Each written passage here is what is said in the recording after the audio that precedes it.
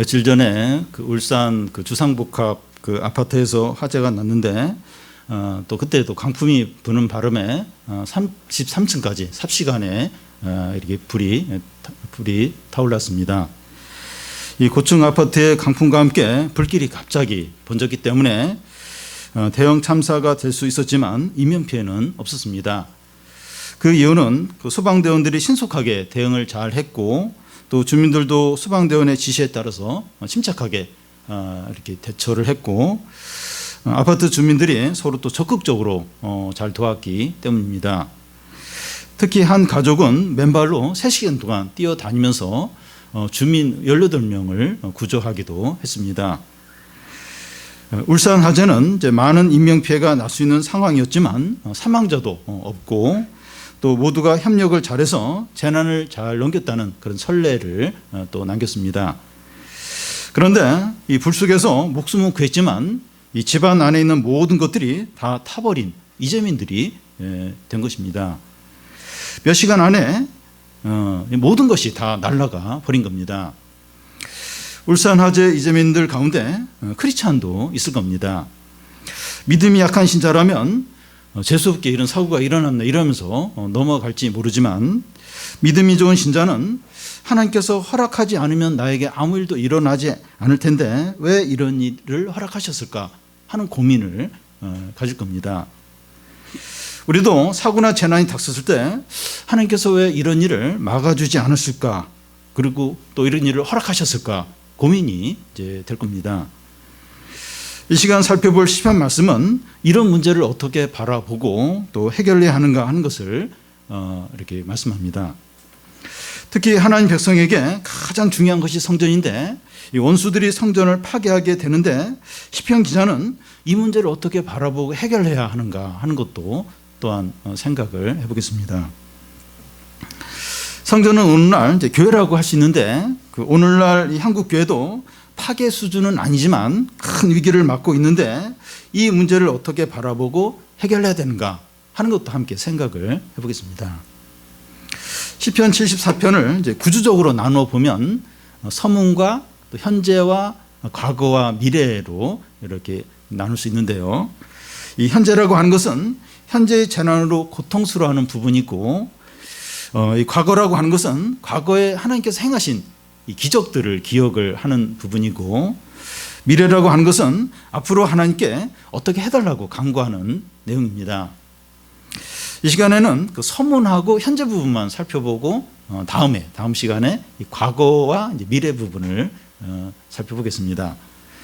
먼저 이제 서문을 살펴보겠습니다. 1절에서 3절까지인데 재미있는 것은 이 세 절 안에 그 시편 74편의 현재와 과거와 미래 부분이 이렇게 요약이 이제 돼 있다는 겁니다. 먼저 현재 시편 기자가 어떤 상태에 있는가 살펴보겠습니다. 1절에 하나님이여 주께서 어찌하여 우리를 영원히 버리시나이까 어찌하여 주께서 기르시는 양을 향하여 진노의 연기를 품으시나이까. 시편 기자가 지금 힘들어하는 이유는 하나님께서 그들을 버렸기 때문입니다. 이 부모가 자녀에게 잔소리를 하거나 야단칠 수 있습니다. 그런데 집에서 나가라고 한다든지 장기간 방치하는 건 전혀 다른 차원의 문제입니다. 어린 자녀들이 제일 두려워하고 큰 상처를 입는 게 부모로부터 버림을 받는 겁니다.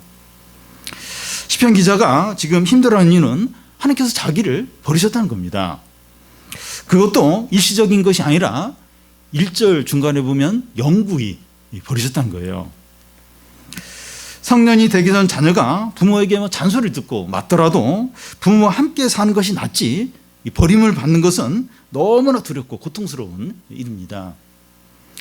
성도에게도 이 하나님께 버림받는 건 너무나 두려운 일입니다. 그것도 영원히 버림을 한다. 이건 너무나 힘들고 절망적인 거죠. 그런데 시편 기자가 이 하나님께서 자기를 이제 영원히 버렸다고 느끼는 이유가 무엇입니까? 뭐 때문에 이렇게 하나님이 자기를 영원히 버렸다고 그렇게 느낍니까? 1절 중간에 보면 주께서 기르시는 양을 향하여 진노의 연기를 품으시기 때문입니다.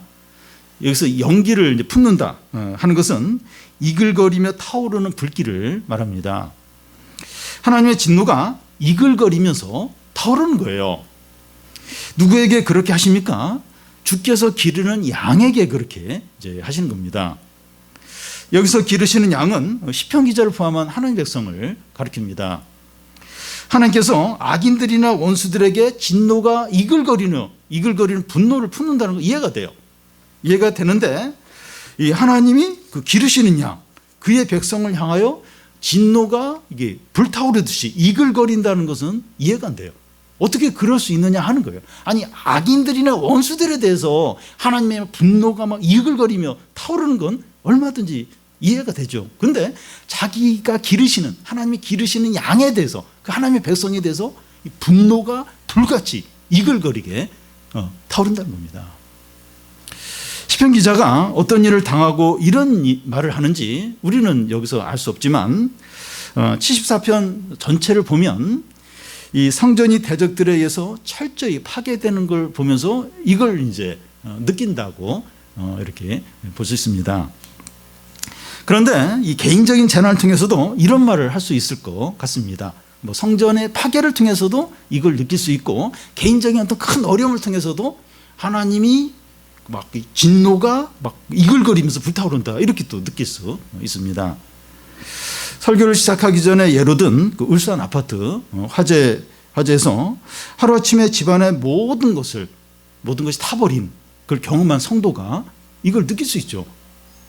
하나님이 진짜 불로 내 집에 있는 모든 걸 다 태우신 거 아닌가, 그렇게 이제 느낄 수 있고, 또 코로나로 경제 상황이 안 좋은 자영업자인 성도가 폐업을 하게 되었을 때 또 이렇게 느낄 수 있고, 몸이 안 좋아서 병원에 갔는데 암이 많이 진행됐다는 그런 진단을 받을 때 또 이렇게 느낄 수 있고, 예상치 못한 위기를 당했을 때 하나님께서 나에게 진노의 불을 이글거리면서 이렇게 타오르게 하시는구나, 이렇게 이제 느낄 수 있을 겁니다.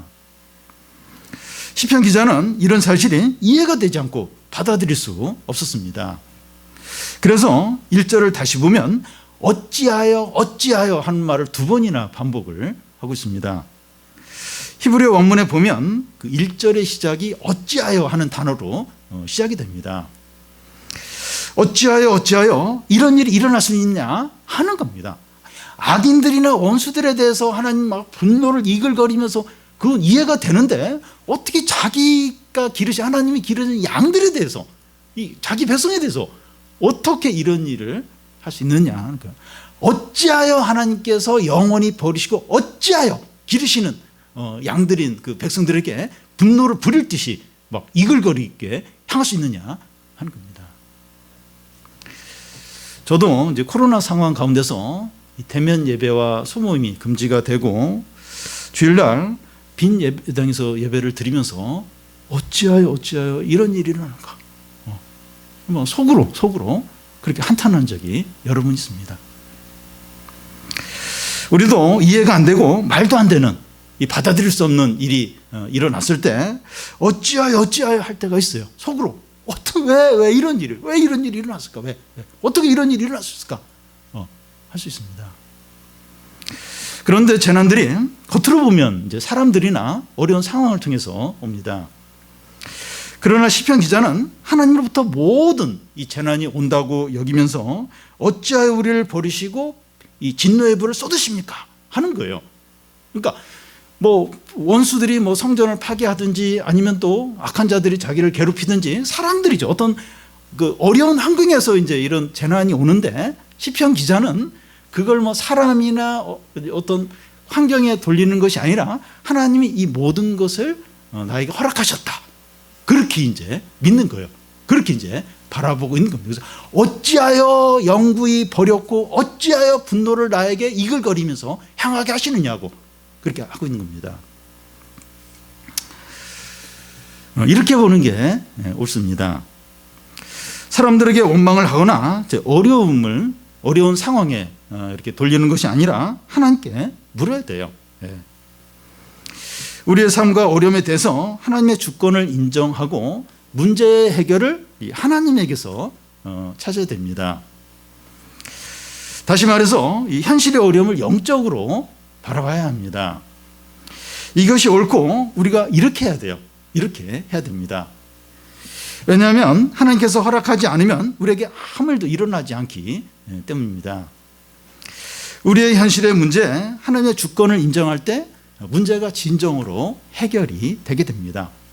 그래서 우리의 현실적인 어려움에 대해서 어찌하여 이러면서 우리의 어려움이 하나님의 일이 되도록 해야 됩니다. 그러면 하나님의 일이 돼요. 하나님이 우리 어려움을 하나님이 이제 이렇게 해결해 가기 시작을 합니다. 그래서 이렇게 우리의 현실적인 힘든 문제들, 어려운 문제들을 하나님과 이렇게 관련을 시켜야 돼요. 관련시켜야 돼요.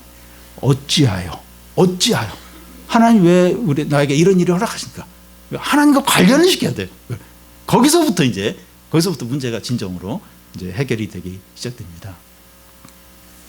시편 기자가 현재의 문제를 해결하기 위해서 어떻게 합니까? 2절에 보면 우리 같이 한번 읽겠습니다. 옛적부터 얻으시고 속량하사 주의 기업의 지파로 삼으신 주의 회중을 기억하시며 주께서 계셨던 시온산도 생각하소서. 시편 기자는 옛적부터 하면서 과거 이야기를 합니다. 옛적부터 얻으시고 속량하사 주의 기업의 지파로 삼으신 주의 회중을 기억해 달라는 겁니다. 이것이 무슨 말인가 하면 하나님께서 언약하신 대로 이스라엘 백성들이 애굽에 내려가서 큰 민족이 되었고 출애굽을 시키셨는데 10번째 재앙에서 어린 양의 핏값으로 이스라엘 백성들을 사셔서 하나님의 소중한 기업이 되게 하셨습니다. 이스라엘 백성은 하나님께서 언약하시고 구원하시고 소유로 삼으신 복된 백성들이라는 거예요. 그런데 어찌하여 하나님께서 우리를 영원히 버리시고 우리를 향하여 진노의 불을 쏟을 수 있느냐 하는 겁니다. 옛날 이야기를, 옛날에 주님께서 우리 언약하고 또 애굽에서 구원하고 그 복된 하나님의 기업으로 삼지 않으셨습니까? 과거에 그렇게 하지 않으셨습니까? 근데 어찌하여 우리를 버리고 어찌하여 분노를 부를 듯이 우리에게 향하게 하십니까? 지금 이 얘기를 좀 하고 있습니다. 시편 기자는 현재 문제를 어떻게 해결하는가 하면 눈앞의 어려움만 보면서 낙심하거나 불평하거나 불신앙에 빠지지 않습니다. 지금 너무 힘들어요. 너무 막 괴로워요. 그래서 막 그 문제에 빠져서 막 불평하고 막 누구한테 원망하고 막 불신앙에 빠지고 그렇게 하고 있지 않는 겁니다. 우리는 현재 어려움에 대해서 그러기가 쉬워요. 그냥 그 어려움 어떻게 해결해야 되는가? 그리고 막 화를 내기도 하고 낙심하기도 하고 그렇게 많이 하죠. 막 걱정하고 불평하고 침체에 빠지는 거예요. 그 문제가 그냥 함몰이 돼요. 그 문제밖에 생각을 안 해요. 그럴 때가 얼마나 많은지 모릅니다. 근데 시편 기자는 그렇게 하지 않고 과거에 하나님께서 그들에게 행하신 것을 기억하는 거예요. 옛적에 하면서 옛적에 하나님이 우리를 속량하시고 또 이렇게 기업의 지파로 삼으신 그걸 생각하는 그거 과거에 하나님이 행하신 그걸 기억을 하는 겁니다.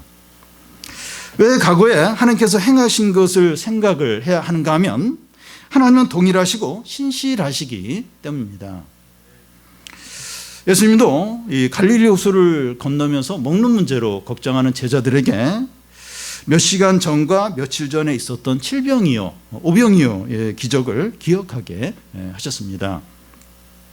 과거에 주님이 행하신 기적을 기억함으로 현재 문제를 해결하도록 하는 것이죠. 그러니까 바리새인의 누룩과 헤롯의 또 누룩을 조심하라 이러니까 떡 챙겨서 안 챙겨서 막 제자들이 다투는 거예요. 먹는 문제로 염려를 하는 거예요. 이 오병이어기죠. 7병 얼마나 많은 사람이 먹었냐, 그리고 몇 강주리가 남았느냐, 그 얘기를 하세요.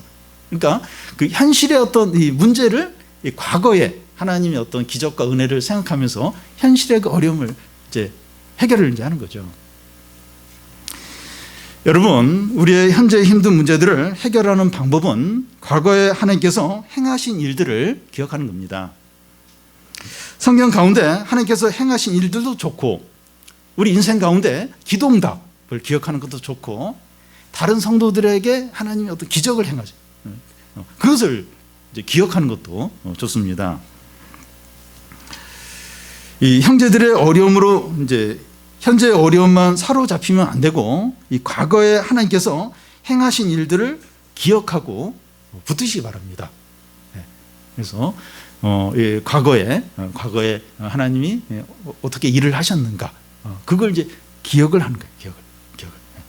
그러면서 이제 그 하나님이 또 이 현재 가운데 일을 하시도록 하나님을 이렇게 현재 어려운 가운데 이렇게 좀 모시는 거죠. 초청하는 거죠. 끌어들이는 거죠. 과거에 하나님께서 행하신 일을 기억하면 미래에 대해서 기도하게 됩니다. 그러니까 이 현재의 그 어려움만 생각하면 마음이 상해요. 너무 낙심이 돼요. 근데 과거에 하나님께서 은혜 베풀어 주시고 회복시켜 주시고 응답해 주시고 구원을 베풀어 주신 걸 기억을 하는 거예요. 그러면 기도가 나와요. 그때서야 기도가 나오게 됩니다. 3절을 우리 같이 한번 읽겠습니다. 영구히 파멸된 곳을 향하여 주의 발을 옮겨 놓으소서. 원수가 성소에서 모든 악을 행하였나이다. 여기 영구히 파멸된 곳이라고 하는데 그 원수들이 성전을 철저하게 파괴한 현장을 말한다고 볼 수도 있고, 또 시편 기자의 어떤 절망적인 어떤 상황을 이야기한다고도 볼 수 있습니다. 얼마나 눈앞의 상황이 절망적인가 하면 영원히 파멸된 곳이라는 거예요. 영구히 파멸된 곳이라는 거예요. 현재 상황이 너무 이제 절망적인 겁니다. 마치 집안에 있는 모든 것이 불타서 건질 것이 하나도 없고, 산사태가 나서 밭이나 집이나 다 그냥 흙에 묻혀버리고, 또 폐업을 했는데 건질 것이 하나도 없고, 또 취업을 하려고 하는데 원서 낼 곳도 없고 내도 연락도 안 오는 겁니다. 현실은 철저히 절망적일 수 있습니다. 혼자 있으면 너무 이제 낙심이 되는 거예요. 마음이 무너지는 거예요. 너무나 힘든 거예요. 그러니까 같이 있을 때는 모르는데 혼자 있으면 너무 마음이 그냥 힘든 겁니다. 눈앞의 상황을 보면 한숨만 나오고 아무것도 할 수가 없습니다. 요즘 청년들이 특히 이제 취업이 어려운데, 그러니까 누구를 따질 게 없어요. 모두가 너무나 힘들어, 너무나 이제 절망하고 낙심해 있습니다. 또 전세나 월세 사는 분들 이사를 해야 되는데 전세값이 너무 올랐고, 또 뭐 자녀 문제, 자녀의 공부 문제나 또 이런 신앙 문제 생각하면 너무 이제 부모 마음이 힘든 거예요. 저러면 안 되는데 저러면 안 된다. 근데 뭐 어떻게 안 되고. 그러니까 참 우리의 현실이 너무 영구히 파멸된 것처럼 너무나 너무 한숨이 나오고 낙심이 되고 마음이 막 무너져 내리는 겁니다. 그런데 과거에 하나님께서 행하신 일을 기억하니까 기도할 마음이 생기는 거예요. 현실은 그런데 이렇게 과거에 하나님께서 은혜 주시고 회복시켜 주시고 승리케 하신 일을 이렇게 생각을 하니까, 기억을 하니까 기도할 마음이 생기는 겁니다. 3절 앞에 영구히 파멸된 곳을 향하여 주의 발을 옮겨 놓으소서. 지금 현실적으로 너무 절망적인데 주님이 이곳으로 오시라는 거예요. 주님의 발을 옮겨 놓으소서. 이 영구히 파멸된 이곳에 주님이 들어오시라는 겁니다. 영구히 파멸된 곳이지만 주님이 그곳에 오시면 회복이 되고 구원이 있다는 겁니다. 아무리 절망적이다 할지라도 주님이 그곳에 오시면 회복이 있다는 거예요. 거기에 구원이 있다는 겁니다. 주님이 현실의 어려운 가운데 오셔서 회복시켜달라고 기도하고 있어요. 너무 이제 어려운데 과거에 하나님이 어떤 은혜 주시고 구원을 기억을 하면서 기도를 하는 거예요. 지금 영구히 파멸된 곳이 완전히 절망적인 곳인데 주님 오십시오. 주님의 발걸음이 이쪽으로 오십시오. 그러면 회복이 돼. 구원이 있다는 거예요. 이렇게 오셔서 회복시켜달라고 기도하고 있습니다. 여러분, 성도가 현실의 문제를 해결하는 방법은 과거와 현재와 미래를 연결해서 생각을 하는 겁니다. 근데 우리는 자꾸 그 현실만 봐요. 한 부분만 봐요. 근데 이 현재와 과거, 미래를 연결시켜요. 전체를 이렇게 봐야 합니다. 현재 어려움만 생각하는 것이 아니라 과거를 돌아보고 미래로 나아가는 겁니다. 다시 말해서 현재의 어려움에 대해서 하나님의 주권을 인정하는 거예요. 하나님과 관련을 시킨 거예요. 현재 어려움과 하나님 관련을 시킨 거예요. 하나님의 주권을 인정하는 겁니다. 하나님이 일을 허락하셨다는 것을 아무리 어렵더라도 아무리 힘들더라도 이건 하나님이 허락하셨다. 하나님의 주권을 인정하는 거예요. 하나님과 관련을 시키는 겁니다. 과거에 또 하나님께서 행하신 일을 기억을 하는 거예요. 과거에 하나님이 행하셨던 거, 은혜 베푸셨던 거, 구원을 주셨던 거, 응답을 해주셨던 그걸 기억을 하고 미래에 하나님께서 회복시켜주고 구원해 주실 것을 구하는 겁니다. 현실 문제만 보고 낙심하는 것이 아니라 하나님과 관련시키고 과거의 하나님을 기억을 하고 미래를 하나님께 맡기는 겁니다. 어찌하여 하면서 현재 어려움을 하나님과 관련시키는 거예요. 이게 얼마나 중요한지 몰라요. 그냥 자꾸 이제 자기 어떤 책임으로 돌린다든지 아니면 사람들하고 원망을 한다든지 그렇게 하는 것이 아니라 어찌하여 하나님이 이런 일을 허락하셨습니까? 하면서 하나님과 이렇게 관련을 시킨 거예요. 관련시킨 겁니다. 그 하나님께서 과거에 행하신 것처럼 현재에도 행하셔서 미래의 회복과 구원을 주시도록 기도를 하는 겁니다. 여러분 잘 생각해 보십시오. 그냥 이 문제를 그냥 내 문제로 여기고 내가 해결하려고 막 사람들이 원망하고 그렇게 하는 거하고 이 문제를 하나님이 허락하셨다. 그러면서 하나님의 주권을 인정을 하면 그게 하나님의 문제가 돼요. 그리고 과거에 하나님이 이렇게 구원해 주시고 해보시고 그 하나님을 기억하면서 지금 하나님 다시 해달라고 그러면 하나님이 그 문제를 동일하게 감당을 해 주시죠. 그러면 아무리 어렵고 절망적이라 할지라도 소망이 있어요. 소망. 왜냐하면 하나님을 초청해서 하나님의 일이 되게 하고 하나님께 맡기는 거예요. 기도로. 기도가 그거죠. 맡기는 거죠. 그러면 하나님이 그 문제를 책임을 지십니다. 이렇게 회복시키고 구원하시고 또 응답하시고 역사를 하시게 되죠. 그래서 우리가 이렇게 이 현재와 과거와 미래를 이렇게 연결시켜서 이게 전체로 보는 전체로. 지금 이렇게 좀 너무 절망적인데 너무 힘든데 하나님 과거에 어떻게 하셨을까? 그리고 또 나의 삶 가운데 또 과거에 하나님 응답해 주신 게 뭐가 있을까? 또 다른 성도들의 삶 가운데 하나님이 또 이렇게 기적을 일으켜 주셨던 게 뭐가 있을까? 그걸 생각을 하는 거예요. 그러면서 이 현재와 미래를 하나님께 맡기는 거예요. 그럼 그게 이제 하나님 문제가 돼요. 하나님 일이 돼요. 성도는 이런 식으로 이제 이 현실의 어려움들을 이제 풀어가는 자들이죠.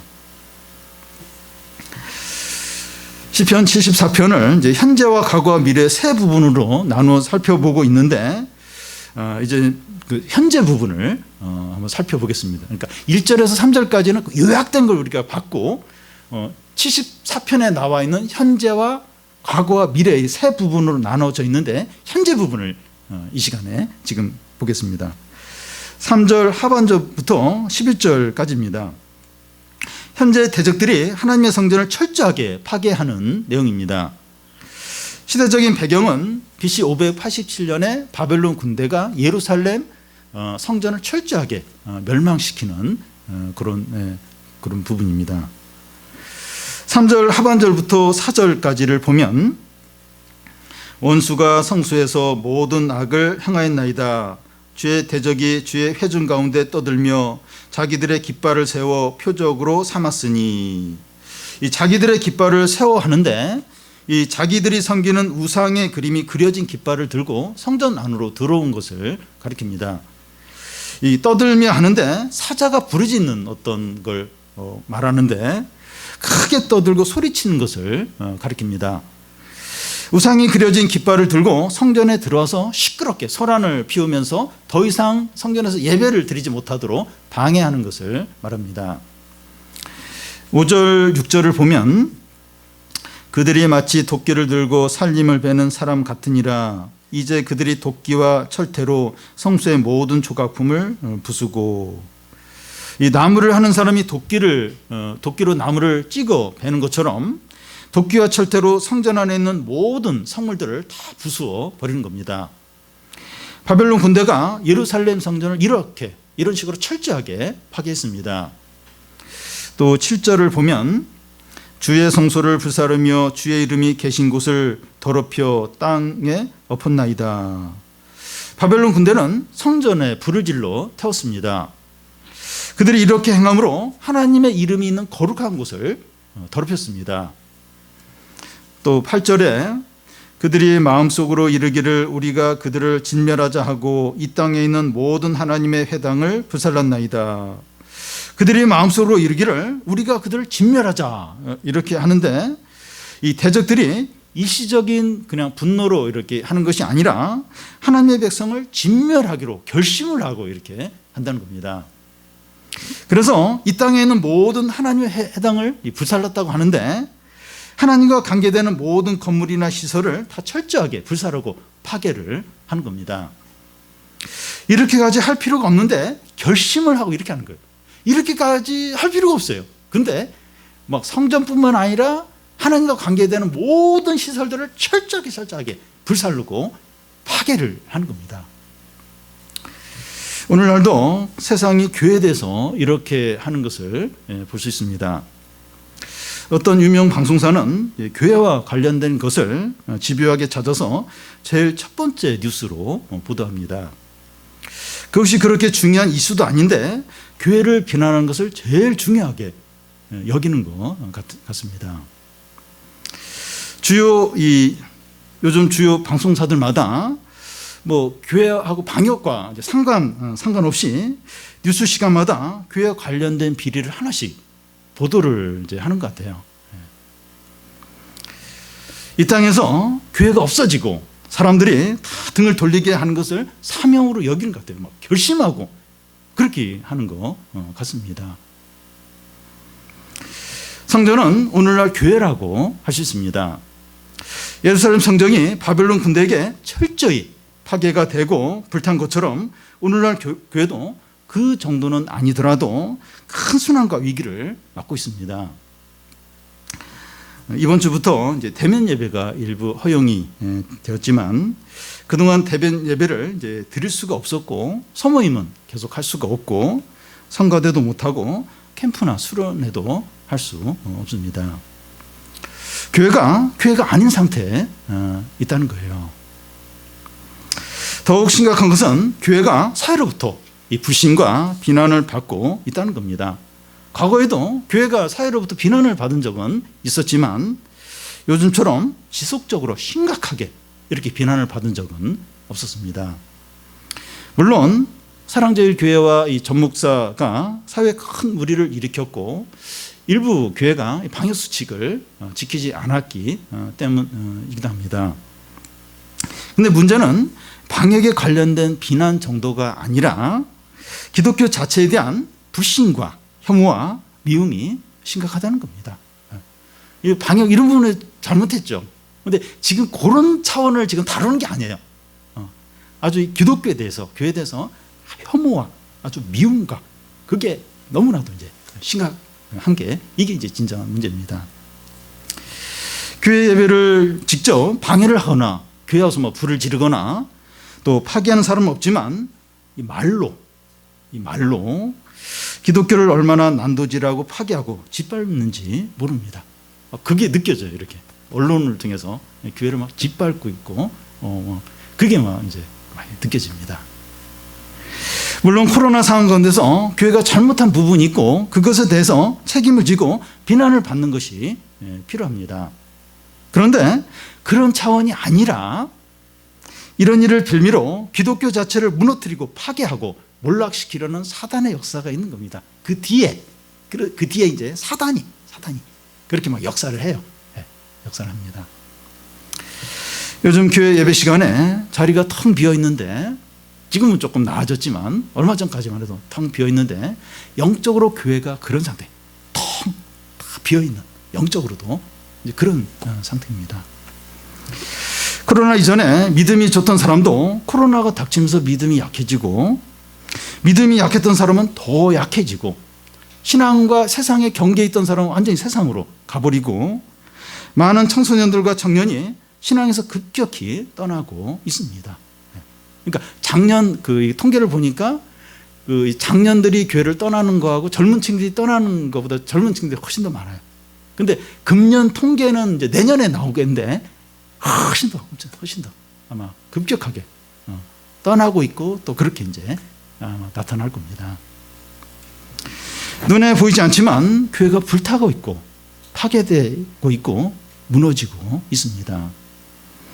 교회는 불타고 무너지더라도 우리 집은 불타지 않았고 직장은 파괴되지 않아서 괜찮습니까?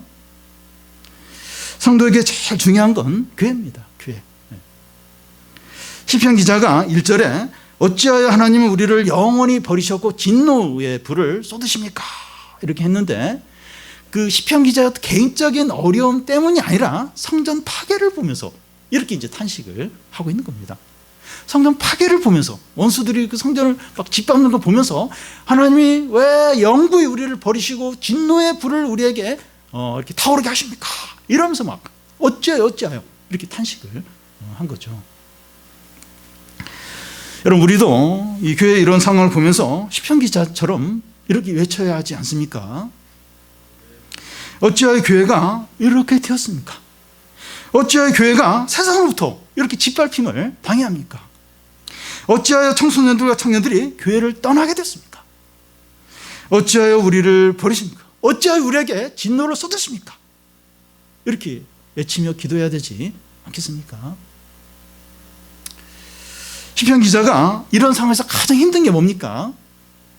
9절을 보면 우리의 표적은 보이지 아니하며 선지자도 더 이상 없으며 이런 일이 얼마나 오래는지 우리 중에 아는 자가 없나이다.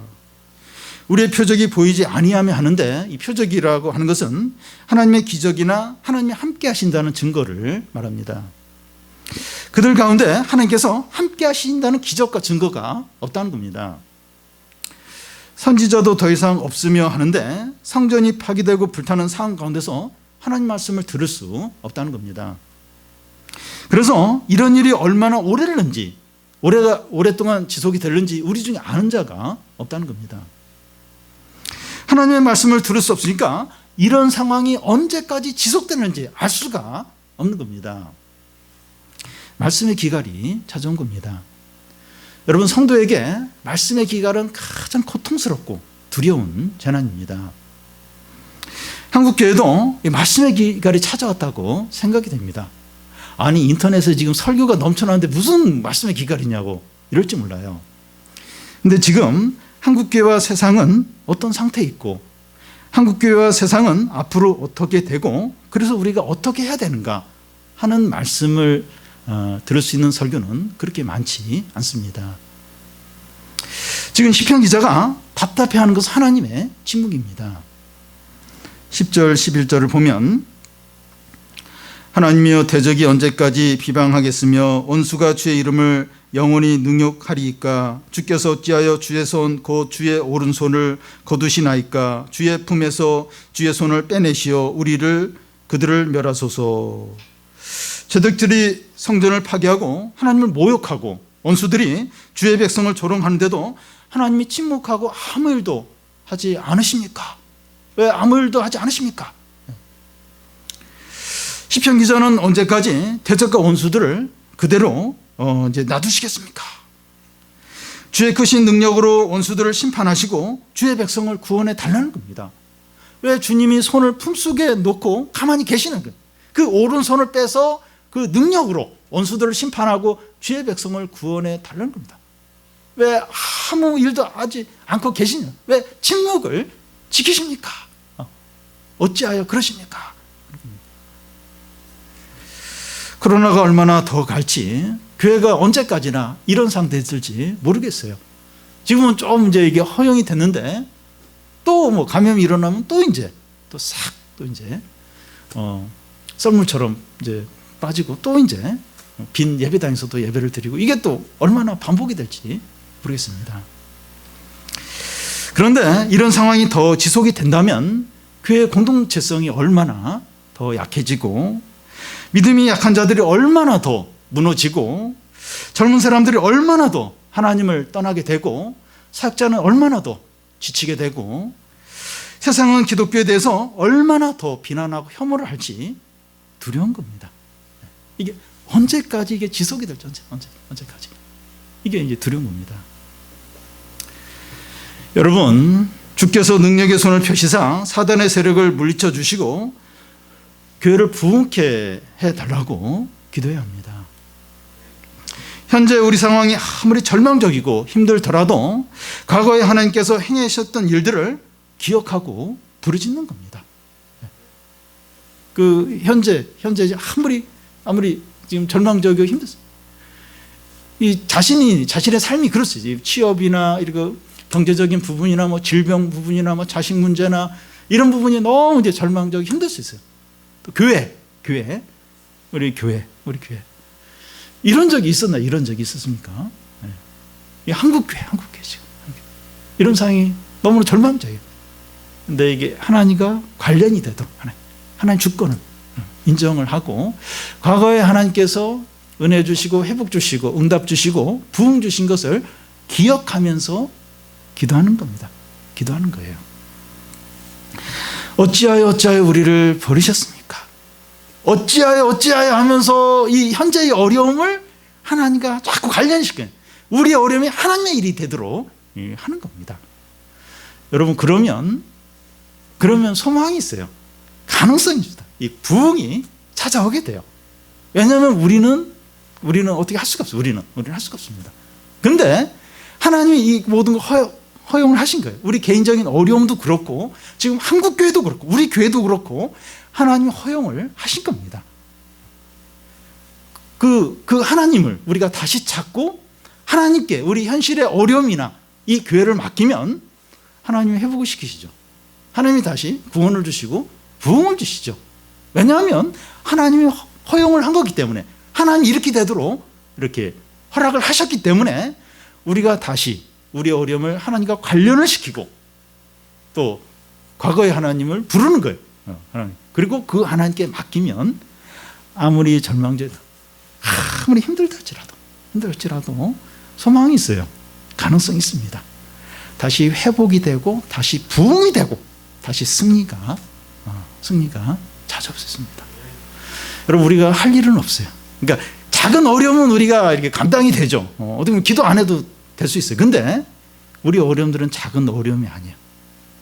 너무 힘들어요. 너무 절망. 그래도 힘든데 코로나 때문에 더더욱 힘들어졌습니다. 네. 우리가 해야 될 일은 기도하는 겁니다. 우리 청년들 너무 힘들어요. 우리 디모데 청년 너무 지금 힘들어요. 취업이나 질문 너무 힘들어요. 기도해요. 기도. 네, 기도. 이때 기도 안 하고 언제 기도하겠습니까?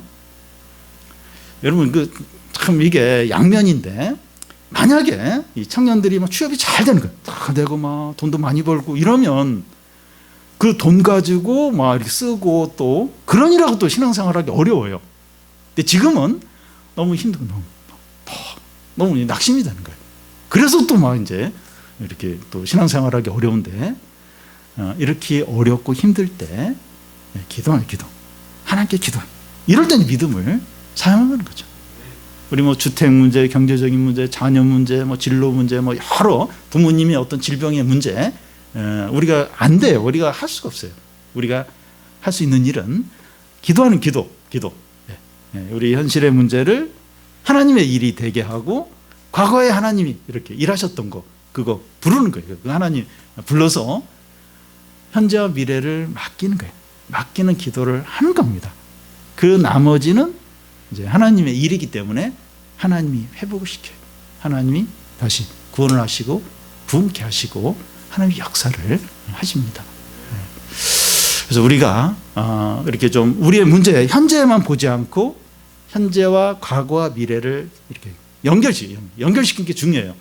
그리고 이렇게 하나님 나라를 하나님이 하셨던 일을 이제 바라보고 그래서 참 하나님이 우리의 삶을 회복시켜 주시고 또 우리 승리케 하시고 부흥케 하시는 그걸 우리가 좀 다 볼 수 있도록 특히 교회 너무 이제 마음이 아프잖아요. 너무 이렇게 뭐 이렇게 교회를 못 오는 거예요. 오고 싶어도 못 오고. 참 어떻게 이런 일이 어떻게 일어나? 그리고 이게 지속이 된다면 이거 어떻게 될까? 어떻게 될까? 너무 두려운 거예요. 너무. 우리가 좀 이런 교회에 대해서, 우리 한국 교회에 대해서 좀 우리가 좀 그렇게 기도하고 하나님께 부르짖으면 소망이 있어요. 가능성이 있어요. 회복이, 부흥이 있어요. 하나님이 이런 좀 회복과 부흥을 이렇게 일으키시는 것을 우리가 다 보고 누리기를 원합니다.